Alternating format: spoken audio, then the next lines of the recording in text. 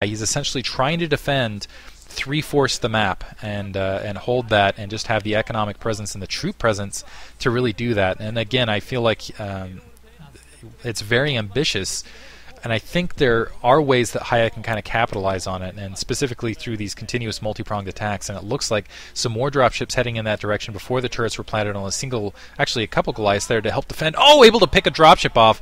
Very nice. That's definitely going to help. It looks like some siege tanks already moving up to that upper right-hand corner. But now Hiya's got to be thinking to himself, man, how did I get myself into this position? See if he turns around and tries to expose that 9 o'clock once again. Again, I think that's still been mining for a while. He is positioning troops kind of right in that crevice and hitting a couple of the troops he's coming around. And I got to say, Hiya's been doing a lot better in the dark, where basically he's been kind of predicting where. And never mind, still actually has position over that 9. He's been doing a much better job of essentially kind of positioning his troops, predicting where Forgg is going to be sending his troops kind of in the dark, attack moving or just ground moving, so they can just get kind of hit in open field like this. It looks like that 9 o'clock position is now going to get reopened. Loses a dropship in the process, but does manage to take out a lot of siege tanks. But a counter drop coming in, and it looks like it's headed to the bottom right-hand corner alongside a very large attack force. So Hiya, again, with some beautiful map positioning, some beautiful kind of dynamics, and I think that's going to be able to sail all the way in. And I don't think with the two dropships that are currently out, it's going to be able to do it. And Hiya actually looked like he might be going for a big drop right on the factory line. And if he can take out a lot of these factories, that is going to leave Forgg extremely exposed. Let's see if Forgg can get back in time before he's just going to counterattack. He's got a nice attack force outside his natural expansion. It looks like he is going to commit to an attack on the front. So both guys just going to try to do a lot of damage to each other. 3 dropships coming back home, try to do this, and it looks like I got to give a slight advantage to Forgg in this scenario. Well, never mind. I don't think those dropships actually contain anything. So he's going to actually lose a couple factories. Might be able to take out some supply depots, though, to kind of counter this.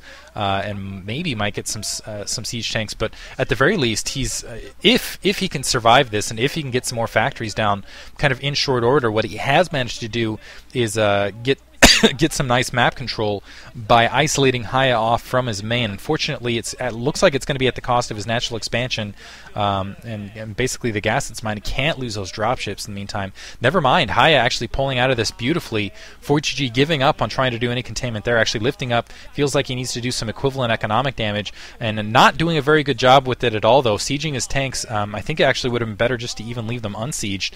And Forgg desperately trying to rebuild in his bottom right-hand corner. Looks like he might just go straight to battlecruiser to try to clean this up, but losing all of his factories, not all of his factories, but several factories, lost his natural expansion, lost 2 dropships, didn't stop Hiya, and now actually Forgg in a pretty bad position, because even if he does have a pretty big bank behind it, he really doesn't have the production turnaround, at least for the next couple minutes, to really make this worthwhile. And getting Comsat right there. Let's see if he actually just sticks with a pretty sizable Wraith army, or if he decides to transition this to something else. Still trying to just expunge Hiya from his base, not having a lot of success in doing so, and another large dropship fleet coming in. Hiya actually might be able to end the game right here. It looks like he's going to dive these dropships that bottom right-hand corner. Forgg doesn't have the troops on the ground to send here, and Hiya looks like he might actually win this game right here through a nice strategic drop in this bottom right. Going to be able to take out a lot of these siege tanks, going to be able to take out a lot of the, first of all of these everything that's producing right here, and that is going to put Forgg down to 1 base in that upper right-hand corner, which is absolutely devastating, and he's not going to have position even to get his troops out anywhere. He's got that 9 o'clock isolated back, and Hiya, I would say, with a nice come-behind victory in that case. We'll see if he can continue it. It looks like SCV's coming off the line to try to defend. 2 siege tanks did manage to sneak in, so still some life left in Forgg. Trying desperately to get some Wraith out. It looks like he has managed to get 1 Wraith, but still losing territory otherwise. Looks like a mine blocking that 6 o'clock location, so Forgg still not able to get additional bases here. And Hiya, you'll notice critically though, Hiya is not taking any additional bases either though. Hiya is not he's not grabbing any minerals anywhere, and it looks like another big drop moving in. See if the the Wraith can intercept it. Otherwise, I do believe Forgg is going to end up losing everything here. That bottom right-hand corner, the Wraith are in position to pick those off if they can just move up momentarily. I don't know how many Goliaths are in there either. It's going to be, oh man, and those siege tanks going to get dropped right on top of. It looks like there are several Goliath in there. It looks like one dropship taken out. It doesn't look like much else taken out though. So this entire bottom right now completely exposed, should get completely wiped out, and that was a huge investment from Forgg. That was probably a majority of his bankroll, and now, yeah, just in a bad, trying to reclaim that position on his main with actually an inferior number of tanks. And that's, wow.